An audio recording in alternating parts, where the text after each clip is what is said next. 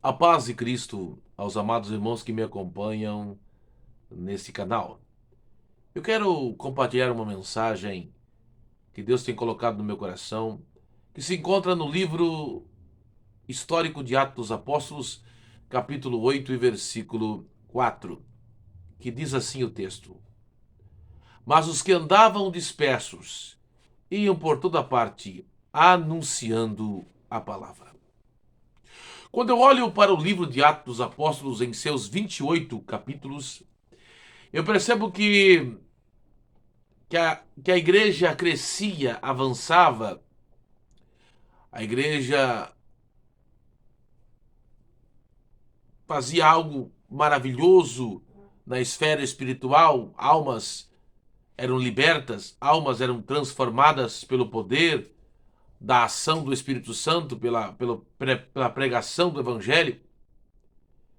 Mas eu vejo quatro forças ou quatro poderes que vão se levantar para tentar impedir a obra de Deus, para tentar impedir o avanço da igreja. Mas Jesus disse em Mateus 16, 18: Edificarei a minha igreja e as portas do inferno não prevalecerão contra ela.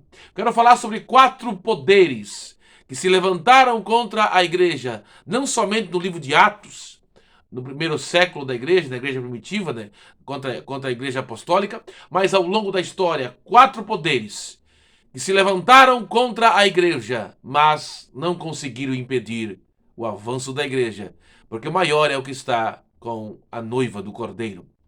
O primeiro poder, a primeira força que eu vejo que se levantou contra a igreja está no capítulo 8 de Atos dos Apóstolos. É o poder religioso.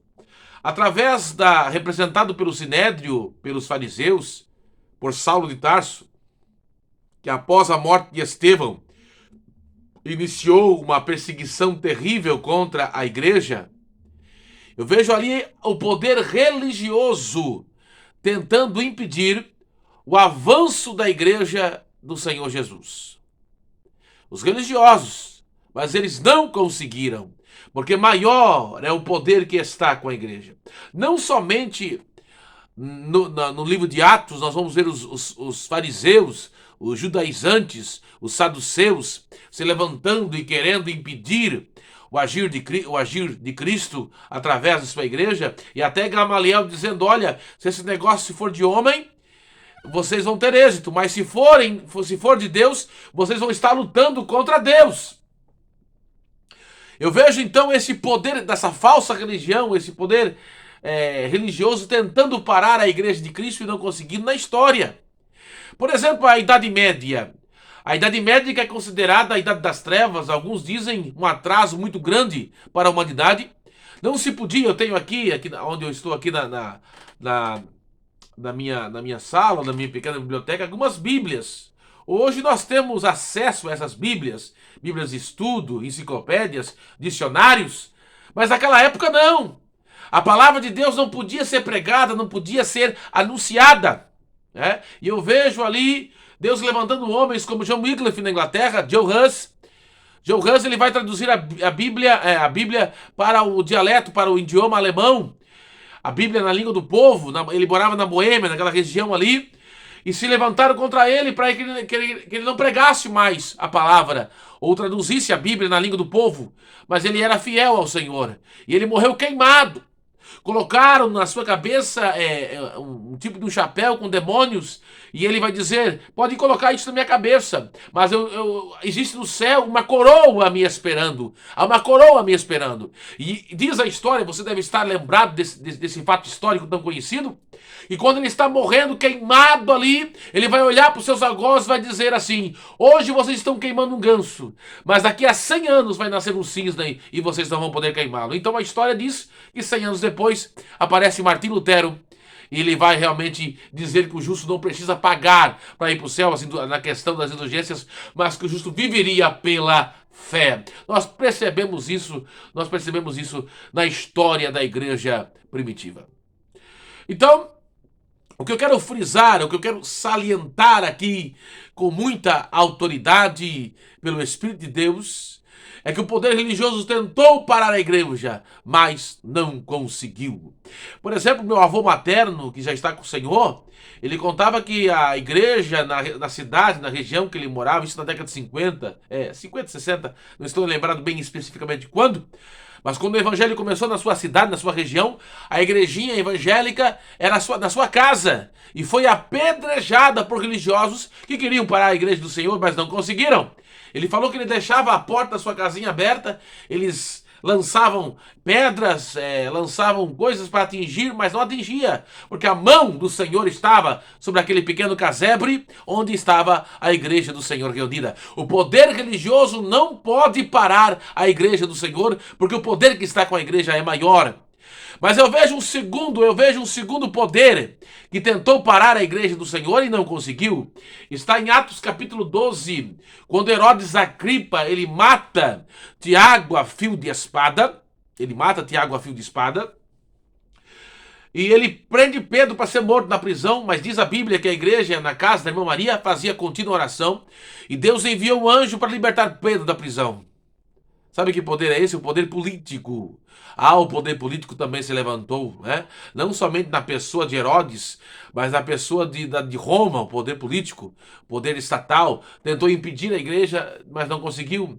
Até mesmo na história agora mais recente, o comunismo, né? Os regimes autoritários tentaram impedir o avanço do evangelho, mas não conseguiram.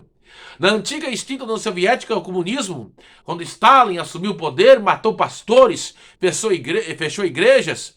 E na década de 90, então, o presidente da antiga e extinta União Soviética, Mikhail Gorbachev, ele pensava que não tinha mais nenhum cristão no território da antiga e extinta União Soviética, mas para sua surpresa, quando ele faz a perestroika, que é a abertura política, e quando ele diz, olha, quem é cristão, se porventura houver algum cristão aí pode se manifestar e pode adorar o seu Cristo, ele pensava que não tinha ninguém, mas para surpresa dele, se levantou 3 milhões de cristãos por detrás das cortinas de ferro, dizendo, nós cremos em Cristo, nós servimos a Cristo. Então o poder político não pôde e nunca vai poder parar o avanço da igreja de Cristo.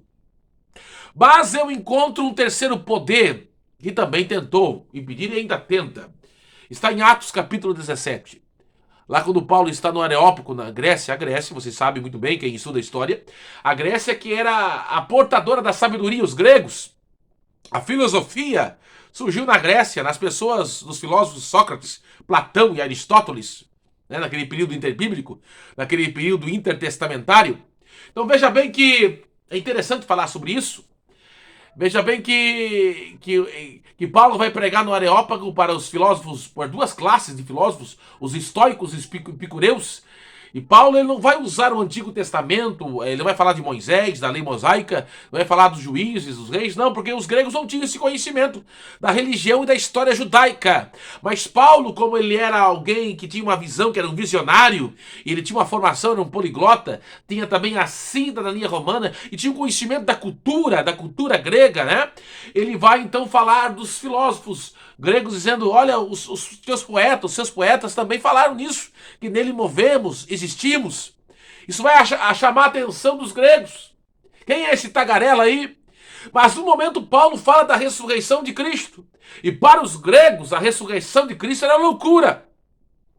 Eles não podiam aceitar aquilo, não podiam de forma alguma aceitar que Cristo havia ressuscitado dentre os mortos. Eles não podiam aceitar aquilo, né? Era loucura. A mensagem da cruz para os gregos era loucura. Mas Paulo prega, Paulo anuncia, né?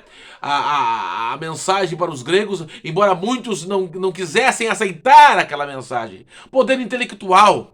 O poder intelectual se levantou muitas vezes contra a igreja, tentando parar a igreja do Senhor Jesus, mas não conseguiu. O poder intelectual não conseguiu e nunca vai conseguir. Quando nós olhamos a história, nós vamos ver o iluminismo, o deísmo.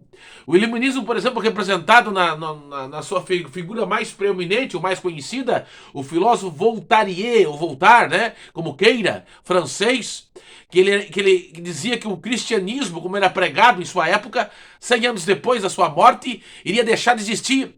Mas para a honra e glória do nome do Senhor, porque Deus não se deixa escarnecer, 100 anos depois da morte de Voltaire, 1 milhão de Novos Testamentos foram publicados, onde Voltaire, ele escrevia, ele escrevia seus livros. Por quê? Porque o poder que está com a igreja é maior, o poder que está com a igreja.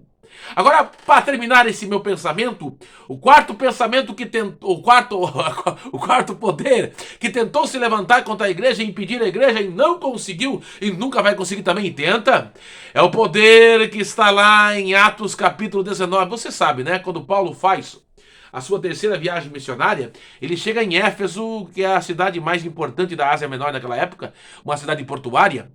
E você que estuda a história vai saber que ali em Éfeso havia o templo da deusa Diana, considerada uma das 7 maravilhas do mundo antigo.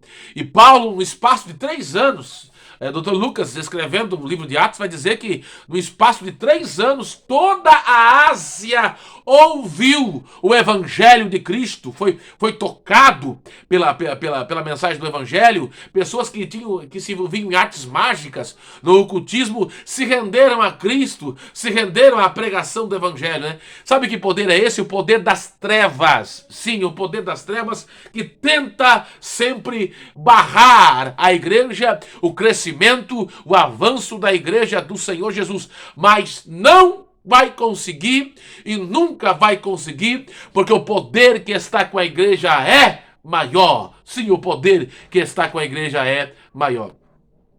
Nós estamos vivendo dias difíceis, né? E a ação demoníaca é mais crescente, é mais terrível, mais do que nunca em nossos dias. Paulo vai dizer assim em 1 Timóteo capítulo 4, mas o Espírito expressamente diz que nos últimos dias apostatarão alguns da fé, dando ouvidos a espíritos enganadores e a doutrinas dos demônios. Nós vivemos esses dias terríveis e difíceis. Nós vivemos esses dias terríveis em que o satanismo, o ocultismo tem aumentado. Mas maior é o que está conosco. Através dos filmes de Hollywood, dos seriados que estão aí nas plataformas, né? Onde o ocultismo, onde a feitiçaria, a bruxaria sempre é dada ênfase, mas maior é o poder do Espírito Santo. E nesta última hora tão terrível, né? Essa doença, o mal que se assola sobre a terra, essas guerras, no meio disso tudo Deus quer usar você.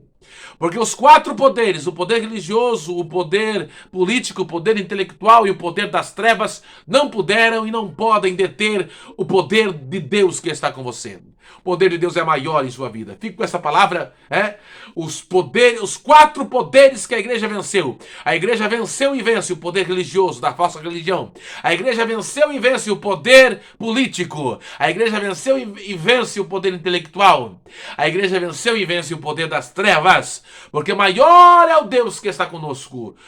Talvez os seus olhos espirituais estão fechados. Mas como Eliseu orou em 2 Reis 6,17, Senhor, peço que abra os olhos do moço para que veja, que o Senhor abra teus olhos e você veja carros e cavalos de fogo ao seu redor. Deus é maior em sua vida. Fique com essa palavra. Deus abençoe. Não esqueça, Deus, o poder de Deus é maior, o poder de Deus é incomparável. Eis que vos dou poder para pisar serpentes e escorpiões e toda a força do inimigo, e nada vos fará dano algum. Fique com essa palavra. Deus abençoe poderosamente.